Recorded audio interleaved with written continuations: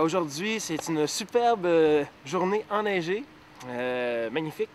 Puis, c'est une grande journée aussi. On s'en va rencontrer les deux comédiens principaux de La Cicatrice, Normand D'Amour et Marc Belland, pour faire première lecture du scénario, discuter avec eux autres des personnages. Ça fait que ben, c'est génial. On y va!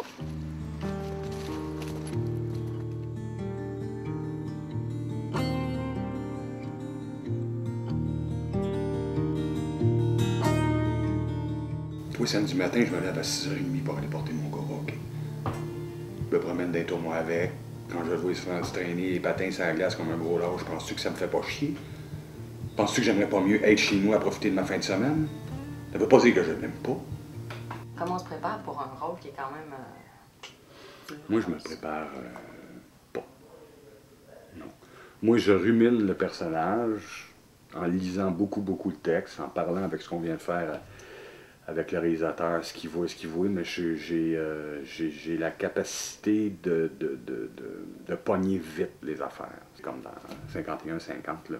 Avant la scène, je parlais avec Marc-André. « Hey, as-tu vu Kovalev hier dans 5? » Puis c'était écœurant. « As-tu vu le top net 3-2-1? » On faisait notre scène, coupé. « Ouais, colle-vous! » C'est le même, je peux pas faire autrement. Ça fait 25 ans que je fais ce métier-là. Là. Je pourrais pas traîner mes personnages. C'est impossible, c'est impossible. Fait que... What you see is what you get. Moi, si j'arrive dans la rue et que mon pneu est crevé... Il va le dire! Je vais le dire. Ouais. Mais tu comprends-tu? Je vais arriver, je vais faire... Tabarnak, c'est ça. C'est quoi? Tu sais, c'est sûr que je vais te parler. Je le connais! Ouais? Qui c'est qui a fait ça? C'est sûr. Comme ça, Non, mais regarde, ça peut être de 1000 façons. Curieusement, j'ai l'impression qu'on nous offre pas quand même des rôles par hasard. C'est-à-dire que je me rends compte, moi, que ça fait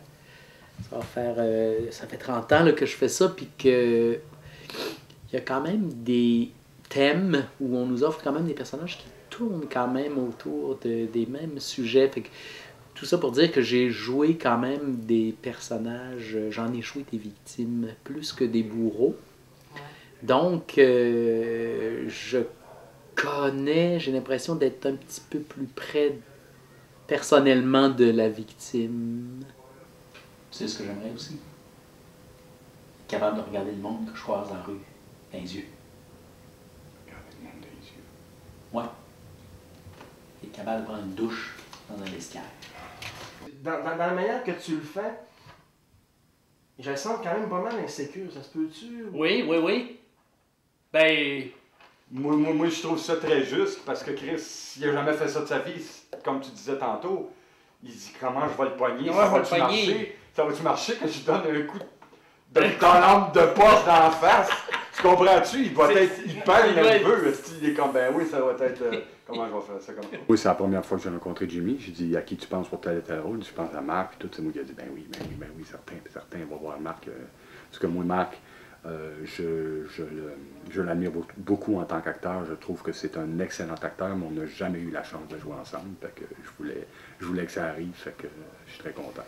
Nous autres, on s'était toujours juré de trouver un projet ensemble, de travailler ensemble, parce que j'ai énormément d'admiration pour le comédien et l'homme qu'il est. Fait que je pense que ça va être une belle occasion là, d'aller loin puis de pouvoir avoir du plaisir et triper là, comme acteur. Ouais.